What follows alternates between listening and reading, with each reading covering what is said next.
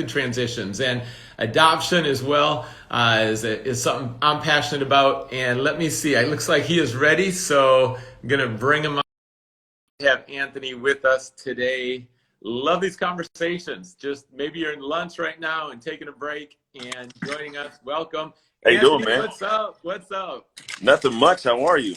It's good to see you. Thanks for taking time today. Oh, no worries, man. I am ripping. I literally left, would have been midnight last night, Pacific Standard Time, 3 a.m. I left my hotel to get to my flight. I quite literally just walked in the door 12 minutes ago from a flight across the country, and I got a full work day. We're meeting. Yes. I got a whole bunch of stuff going on, man. So I'm gonna. I kind of get the sense that that's normal for you, though. Like you're on the move, you're taking the next mountain. You know, not all the time though. Yes, I operate quick. The majority of my time is actually not this busy, but I have a book that's coming out next week. So with that is a bunch of spin up to where like everything's moving, and then I got a team doing stuff. So yeah. Different pace than normal, but my typical pace is still always super fast. Yeah, that's right. You've got a lot of talents too, and I know you love serving people. Yeah. Hey, let me ask this question just to kick it off. We don't talk with a lot of people who've been on American Ninja Warriors, and I just got to ask: is it tougher than it looks? Is it easier? Like, what's the whole experience like? You know what? It's a combination of skill and strength. So, like, I'm a bigger guy. I'm like 6'1", 230. So I'm a bigger human, and it's not actually a show where you see many people my size on there. Most guys are like under 200 pounds typically. And so that's the first part. But then even with having muscular strength, the skill set is difficult because you have to like move your whole body and swing and jump and run. So it is. But here's the crazy thing. It's actually usually not, I think what they set up there is not always crazy. Like one of the back ones, the last 2 or 3 obstacles are usually kind of the harder ones. But outside of that, typically leading up, it's just like, can you handle the crowd, the nerves? Can you not make a mistake? Because you grab something wrong and you're done. Like season's over, you're done. You're like, go home for the rest of your life. So it's got to be done properly, got to be done right. But if you do it right, yeah, it pans out pretty well. But it's a blast, man. It was a really cool opportunity to be part of the show. It wasn't even my idea.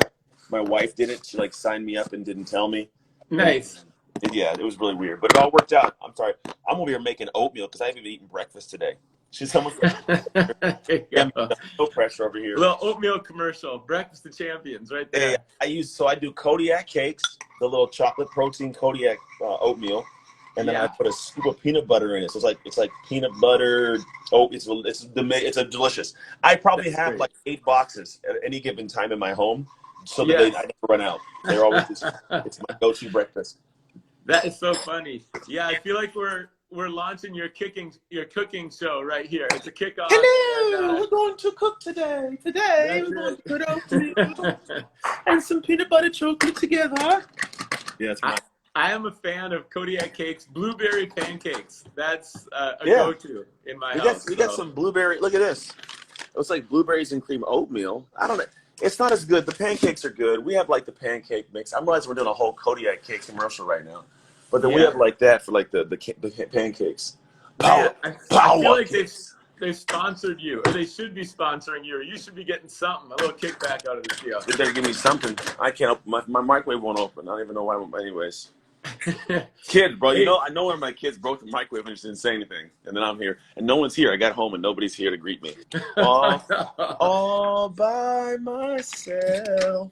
Oh no. Where's the welcoming party? The food? Nowhere. You know, nowhere. It's not there. The car. I'm making oatmeal by myself with my dogs. Yeah, this is real. This is being real. Welcome to real life, people. Nobody cares. Yeah, no, but I'm just kidding. Tell me a little bit about football just for a second because I know you played at Oregon and up here it's all Huskies. Like that rivalry, any memories, anything that stands out during your college years? Only the games we beat you guys. That's it. Only those games. Everything else I don't remember. No, it was good, man. College days. I think the cool thing about college football, college sports together is it's not like professional where you're a team and it's a contract and I can be traded. It's like there's legitimate, like blood. Your blood is there. Like, I'll forever be a Duck. Can't take that away. The alumni feel. But, I think when you're first in college, it's like, forget all the teams. It's all Oregon. And then you get older, you're like, nah, Pac-12. You're like, it's cool. But, some great memories, man. We played some good games, some hard-fought games. I think the last we played UW, we beat them, but they definitely. I think we went up there one time and lost.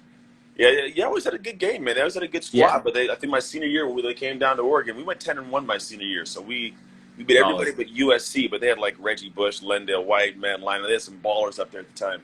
So that was like Yeah. that year when they went and won a ring. And then later Yeah. on, it got taken away because I guess Reggie's family was getting paid to be there or something, live in a house. I don't know. Yeah. It's a different world, man. But Lot of yeah. stories with that. What was the best environment that you played in? Was it down there against USC, or what was Oh the most man, charged atmosphere? it was always at Autzen. Autzen Stadium's a different place, man. It never rains in Autzen Stadium. It's like the thing they say every game. But yeah, dude, it's different. Playing in Autzen Stadium, it's a beast. We played at some other schools. I never played at Michigan. The year after I left, they went to the Big House, so I would have been able to kind of give you some feedback on that. But from what I'm told, even the Big House wasn't as loud as Oregon gets when it's cranking. We played against Michigan one year. They came to us. I want to say it was my sophomore or junior year. I want to say sophomore year, and Michigan came to us, and I think Michigan made a statement about how loud it was. Like they're like, it's louder than the Big House. But then there was a time I was on kickoff on the side, or in the field, and I'm on the field in kickoff, and the ball's about to kick off, and I could not, like, I remember standing there, I could feel my helmet shaking from vibration. I would yell as loud as I could, and I couldn't hear myself. Yelling, couldn't hear myself. Crazy. That's how loud it got. Yeah, that prepared you for American Ninja Warrior. Right? That's what it was. Well, I mean, that's different in and of itself. When they edit the show, hey, from New York, when they edit the show, they make it seem as though everybody's cheering the whole time. It's usually like really quiet, but then they edit stuff in. They put the fan noise. It's TV, man. They got to make it look good, but it's that's so true. But you're still up there, just you and like the obstacle and people watching you, and you don't know them. It's if you're not used to the crowd or any of that kind of stuff, it'll throw you for sure. So it's a cool experience. So I think that as human beings, we all need to have experiences that get us into those zones of like discomfort, and then we survive them and go, oh man, I can do stuff like that, no problem. Because I think there are far too few people going after those kind of things when they're genuinely available for anybody to go get. It's just that thought of like, well, I don't want to go out there and look stupid. And it's like, yeah, but if you do, first off, nobody cares. Like, they may say it for a moment, but no one's paying attention anymore. And two, you learn something, you get better, you get exposed to stuff, and I think life should be lived in that manner. Right? I think we're supposed to. And people ask, like, what's the meaning of life? All I've been able to figure out is I think it's just having more good experiences than bad. Because everything's an experience, man. Everything's a matter of experiences. So if I can have more good ones than bad ones, then that's what I'm shooting for nowadays. Yeah, and you're taking risks. You're getting after it. When you talk about adversity and overcoming challenges, I know more of your story. People might hear of NFL player and speaker and author and all this. Yeah. Starting out, in the foster care system, and you shared 75% of inmates right now are coming from the foster care system. Yeah. It's close to my heart. We adopted, in our family, and our son is from the foster care system. And I just want to see kids in forever families and in loving families. But share a little bit about your experience walking through that foster care system, adoption, then being adopted, and just what that part of your life was like. It was difficult, man. I mean, the interesting thing is we've all at some point in our life felt like we didn't matter to the people we wanted to matter the most to. So I started my life that way. Is the best way to explain it. Is my mom's like, I don't want my kids. So she gave us in the foster care system. And there are good foster homes, like yourself. You guys are probably a great foster family, right? But there are a lot, I think, more that aren't than are. And so what ends up happening is you end up in these situations where kids like myself, the hard part is we would express to the different foster, the social workers, like, hey, this is going on. But the problem is that it's hard to believe it because it's just too crazy. So what I'm telling foster, telling the social workers, like, hey, they're putting me in chicken coops trying to make me chase chickens or earn meals, or they're putting me in shopping carts, pushing me down hills, or like they're making me lick the bottom of people's shoes. They're like, oh no, this is crazy. Because here's also the big thing: most of those kids, they will make things up because they want to go home to their parents. So if I say something crazy is going on, my logic as a kid says, if they kick me out of here, I'll just go home. And like, no, they'll take you to the worst place. But we don't know that. So you're in this environment where things are going on. So if you do make a statement, no one believes you. And then you have to endure it, and you feel like you don't matter. Like you just feel like why am I here? Why is this happening? There's no answer. It all around sucks. And so that was foster care for me for 11 years, man. It was just a situation. Wow. Not all 11. I Yeah. got put into a family. It's my current family.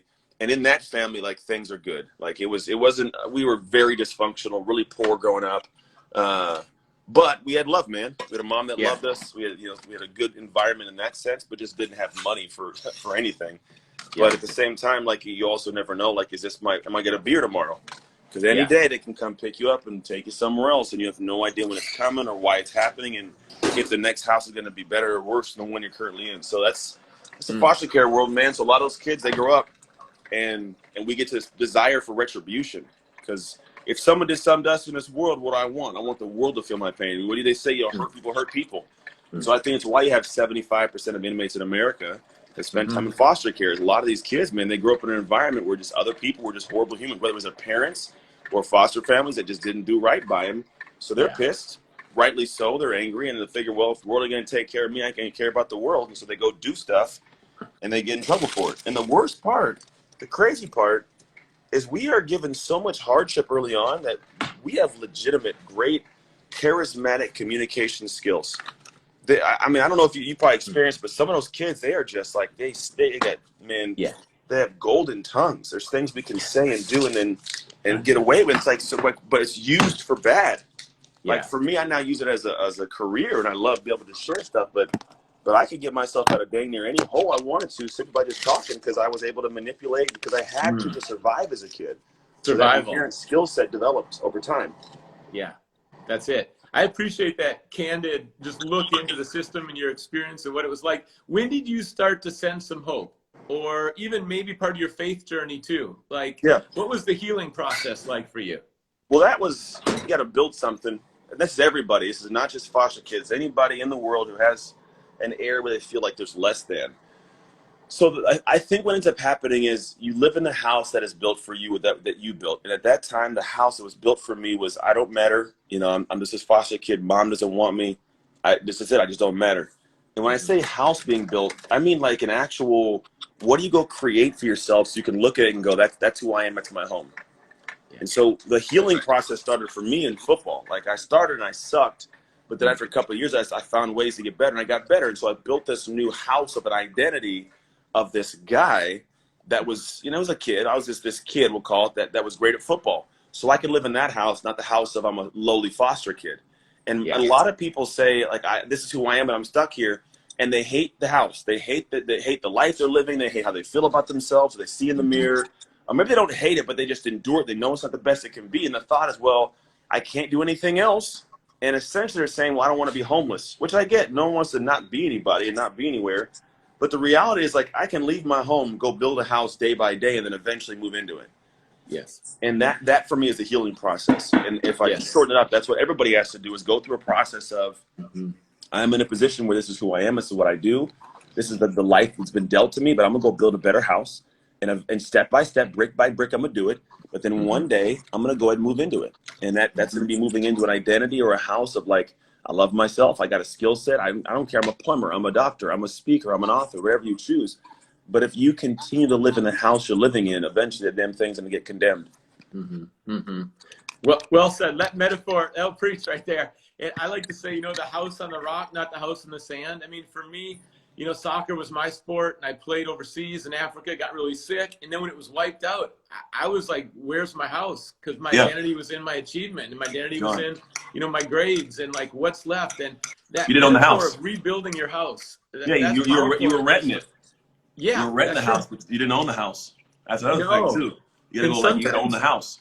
Yeah. And sometimes you think the house is perfect, and then later on you realize it gets crushed, and you're like, what was I doing in that house? And your eyes get open, and like, there's a better house to build. And, you know, I think for a lot of athletes, it's so easy to have your identity in performance and achievement, in the applause and the victories. And when those are gone, I mean, for you, you made it to the NFL, you get in there with the Steelers, and then you have this injury. And that's athletics. I mean, your body's your livelihood. It can just be gone in a second. Done. Just, you know, give us a little bit of what that was like, the trauma of just that injury and that career being over. It's like, seriously, it's like a matter of feeling like the rug gets pulled out from under you, you know?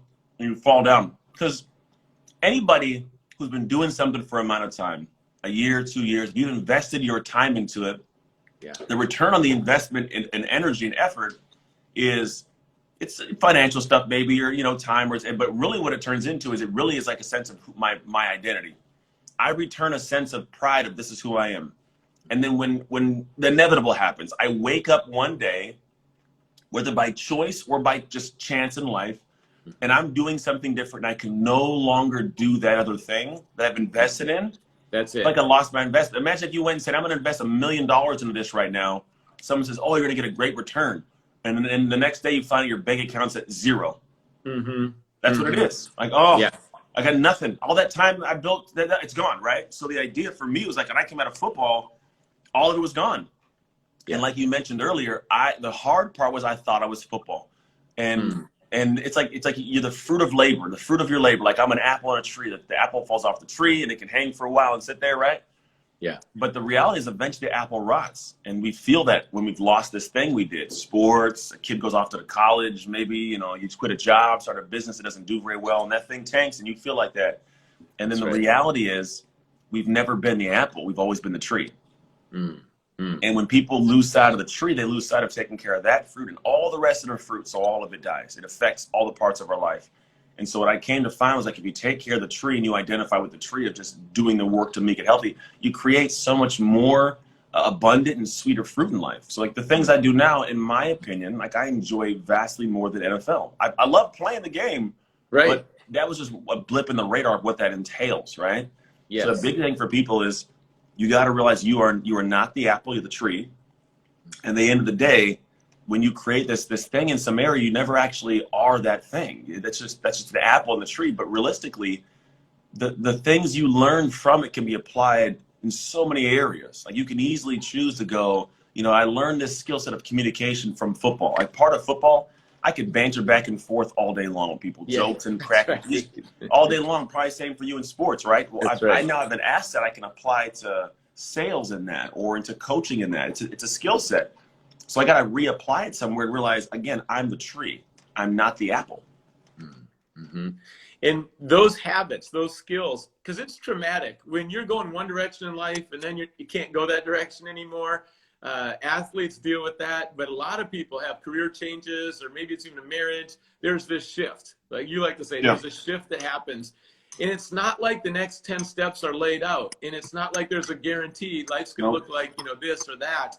And so in the middle of that, you're mourning and grieving on one hand, you're rebuilding, you got to go back to your identity, you start to build some habits. I mean, for me, when I was sick and I was, fighting for my life for a year, 10 years to recover, I had to celebrate that I could just walk 10 minutes now. I could walk 20 minutes now. There's a physical step forward, but there's also, just building relationships. I didn't grow up with faith at all. I didn't come to know Jesus till college. So becoming a pastor wasn't even on my radar. I think sometimes the greatest things in life, you don't even see them coming, but you take that next step, you do that next right thing. And then, I say it's hard to steer a parked car, but you start moving in a direction and you build on those islands of strength. And then it ends up being something amazing that you never saw coming. And it wasn't just overnight, but man, that just tests you to the core. And tell us a little bit about, your book. And just keep teaching us on those shifts and encourage people who are watching today who might be stuck. The thing for me is that the people that I work with anybody with an identity, which is every human being. But there are individuals that are, I guess, more primed to work with me, right? And so what ends up being is people who have got to, I call it the sophomore stage of life or business. I've gone in, my eyes wide open, like a just amazing, oh, this is going to be great. And then I get in, I go, oh, man, this thing's hard, right? I learned some things. I get a different anchoring to where I may want to be. I'm ready to kind of transition and try something new. I'm ready to by choice, leave this thing, try something new. And then we start going out and consuming a bunch of information, which is great. But what ends up happening is we just have a bunch of information, not a lot of action.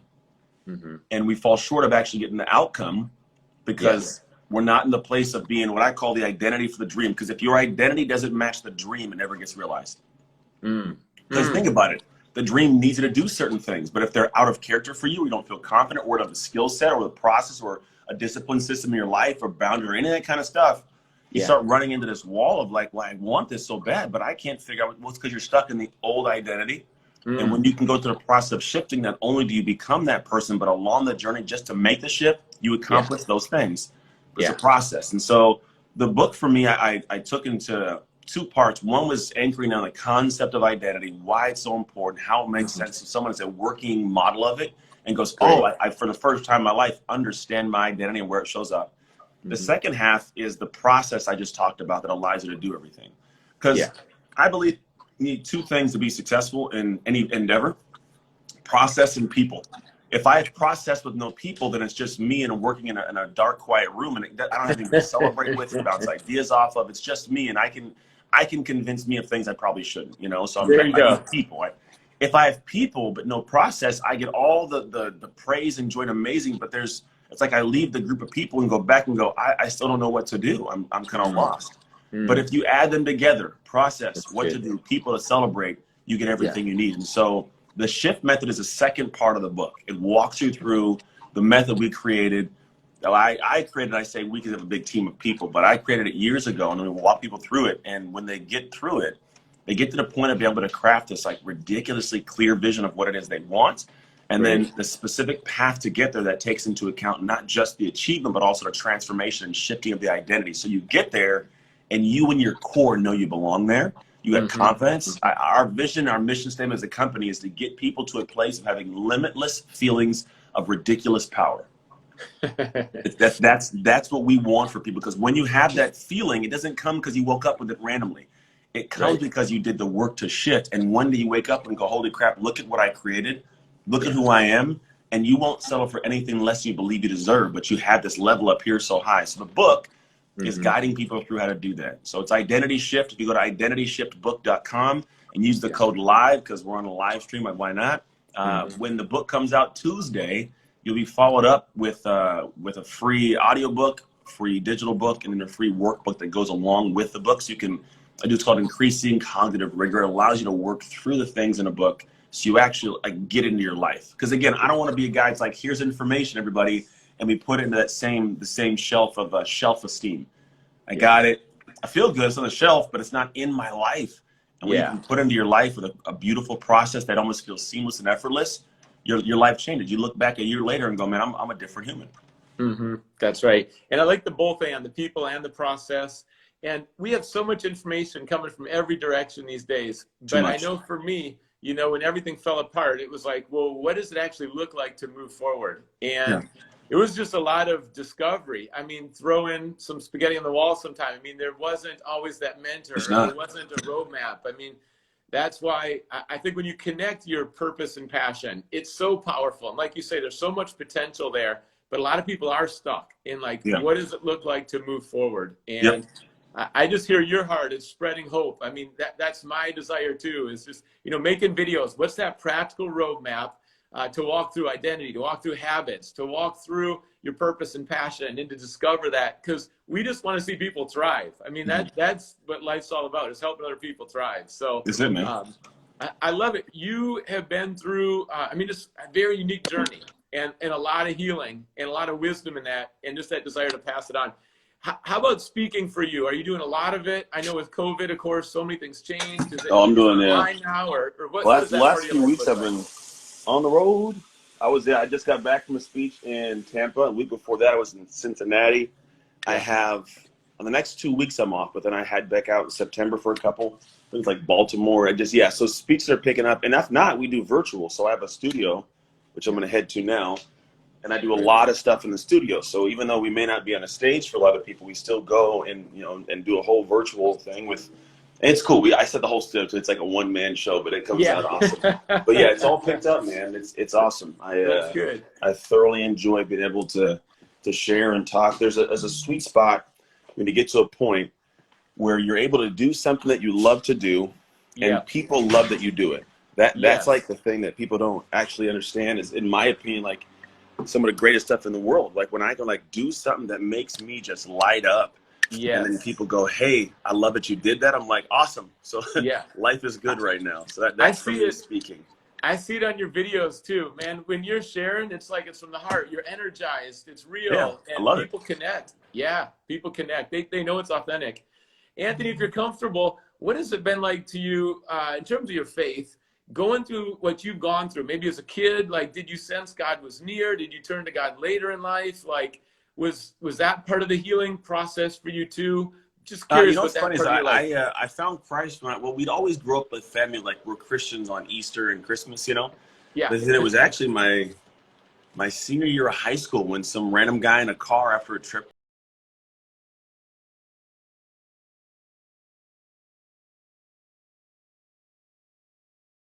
forward, it was what I needed at the time before I ventured out into this crazy world into college. Because it could have Yeah. been a way different experience in college and all that kind of stuff if I didn't have an anchoring. And even now, in the times of my life when I was like, I'm not even worried about faith. Like after my divorce and all that kind of crazy, I was like, I don't want to do all this. And then life just is dark. And so at any time I've had great moments in life, it's when I've been anchored to my faith. Yeah. Awesome. Do you feel God's presence when you're helping people, when you're sharing stuff? It's Oh making a yeah, practical difference. You feel 100%. that closeness? Because the Yeah. reality is I just get up on stage and I turn off the filter of who I'm trying to be and say, like, how do I see and I just go and everything just comes flowing out. So to be honest, man, like that is just the place where I get to be me, and it's whoever he's helped me become, and it just turns into something cool and then life goes on. But yeah, those moments, it's just flowing, man. There is a complete, like, I let loose. It's the only place I let loose, and things that come out of my mouth, and half the time I don't know what they are, and then find out later. Do you watch yourself later, or is that too painful? I know. I watch the videos people post, and I'm like, oh, I really said that. I do say some things, man. Nothing crazy, but they are definitely things I share, truths, really honest ones that probably shouldn't sometimes. But I just let it all ride, man, because I figure if I'm gonna be up there and I'm gonna have a conversation, it needs to be me talking to your heart in real time, because they'll feel you more when they talk to like a real human, not just this guy that's all canned and here's my presentation structure. So like I tell people, like 75% of my speeches are completely unscripted. I have no idea what's going to come out of my mouth. I have like a roadmap of slides, but even those things, I'll forget what the hell's on them sometimes, or I'll talk about something else I didn't think I was going to talk about. It's just wherever it goes. But in doing so, it allows me to connect to people way, way better than I typically would if I was trying to like prepare and can a speech. Yeah. But yeah, I let God flow through it, man. Whatever comes out, comes out.